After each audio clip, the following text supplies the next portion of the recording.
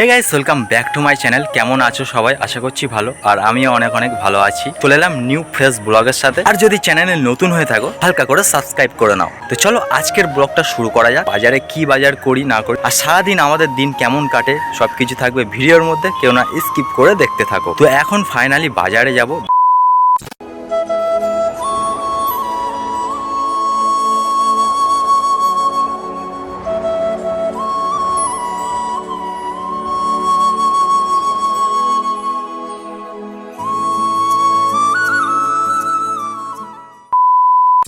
বন্ধুরা, আজকে বাজারে চলে এসেছিলাম সকাল 8টার সময়। বাজারে এসে কেটিএম গাড়িটা রাখছিল আমাদের লোকাল শাহরুখ খান।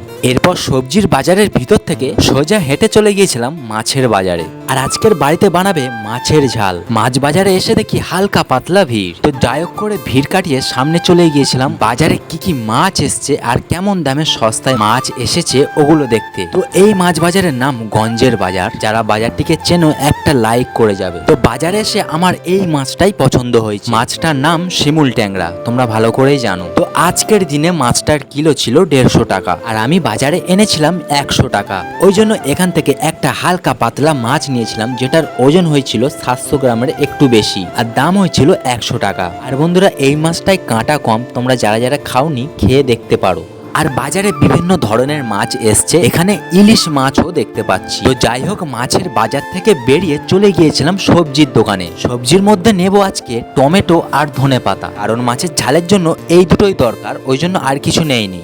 বাজার থেকে বেরিয়ে চলে এসেছিলাম দোকানে একটু সকালের টিফিন করতে, যেখানে আমি নিয়েছিলাম 4টে পুরি আর ঘুগনি, যেটা খেতে খুব টেস্টিফুল ছিল। তো আমাদের এখানে 4টে পুরির দাম 20 টাকা। তোমাদের ওখানে কত কমেন্টে বলে যাবে কিন্তু। আর বন্ধুরা, তোমরা সকালে আজকে কি দিয়ে টিফিন করলে এটাও কিন্তু বলতে ভুলবে না, কারণ আমিও জানতে চাই তোমরা আজকে সকালে কি দিয়ে টিফিন করেছো। তো যাই হোক, সকালে টিফিন সেরে চলে এসেছিলাম বাড়িতে। আর বাড়িতে এসে দেখি তো বন্ধুরা, এত পরিমাণের বৃষ্টি হচ্ছে কি বলবো, প্রচণ্ড পরিমাণের বৃষ্টি হচ্ছে, দেখতে পাচ্ছ। তোমাদের এই বৃষ্টির একটা সিনেমাটিক শ্যুট দেখায়।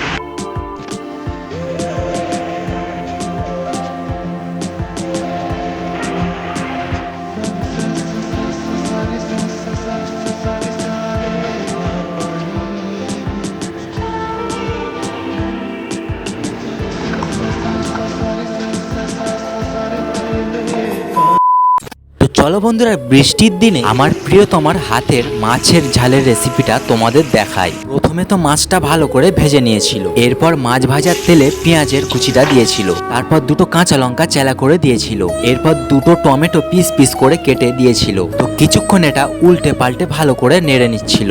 আর এদিকে হচ্ছে মাছের ঝাল, আর একদিকে হচ্ছে ভাত। তো যাই হোক, আমরা ফিরে যাই মাছের দিকে। তো কিছুক্ষণ পরে দিয়েছিল আদা রসুন পেস্ট দিয়ে, আবারও একটু নেড়ে নিয়েছিল আমার প্রিয়তমা। এরপর নিয়ম মতো নুন, ঝালের গুঁড়ো আর দিয়েছিল হলুদ গুঁড়ো, তারপর দিয়েছিল জিরে মরিচ, আর এখানে সবগুলো মশলা দিয়েছিল 1 থেকে 1.5 চামচের মতো, দিয়ে ভালো করে উল্টে পাল্টে নিচ্ছে মশলাটা। আর এবার আমাদের ভাত রেডি হয়ে গিয়েছে। আর কিছুক্ষণ পরে ওই মশলাতে একটু পানি ঢেলে দিল, আবার একটু ভালো করে কষিয়ে বেশি করে পানি দিয়ে যখন টকবক করে ফুটে উঠেছিল, তখন মাছগুলো একের পর এক ছেড়ে দিয়েছিল।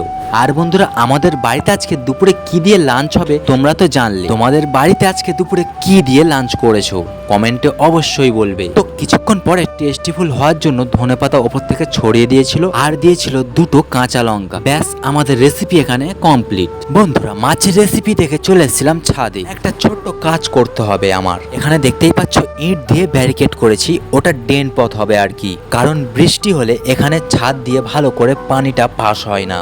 ওই জন্য একটু সিমেন্ট বালি দিয়ে মাখিয়ে রেনপথটা ভালো করে করতে হবে আমার। তাই জন্য এখানে নিয়ে নিয়েছি বালি। তো বালি থেকে বড় বড় দানা খুঁটে খুঁটে ফেলে দিয়ে বালিটাকে এক জায়গা করে নিয়েছিলাম। এরপর শুধু তো বালি নিলে হবে না, সাথে একটু সিমেন্টেরও প্রয়োজন, ওই জন্য পরিমাণ মতো সিমেন্টও নিয়ে নিয়েছি। তো মশলাটা ভালো করার জন্য ভালো করে পাইল করতে হবে এগুলোকে।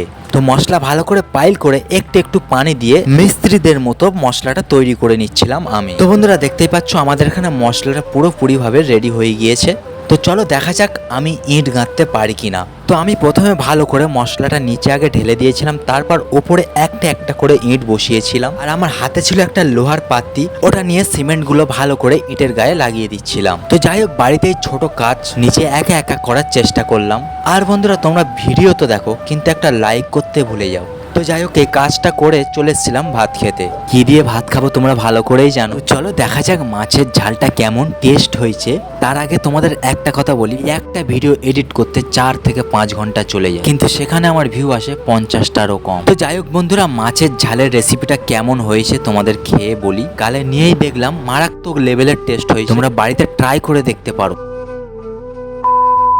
তো বন্ধুরা এখন বাজে সন্ধ্যা 6টা, তাই বাড়িতে দুধ চা আর কড়মড়ে টোস্ট নিয়ে বসে গেছি। তো চলো আজকের ব্লগটা এই চা খেতে খেতে শেষ করলাম। পরবর্তী ভিডিও তোমরা কি নিয়ে দেখতে চাও কমেন্ট করো, সেরকম ভিডিও আনার চেষ্টা করব। আর যদি ভিডিওটা একটু হলেও ভালো লেগে থাকে লাইক কমেন্ট শেয়ার আর সাবস্ক্রাইব করতে ভুলবেন না। তাহলে দেখা হচ্ছে নেক্সট ভিডিওতে।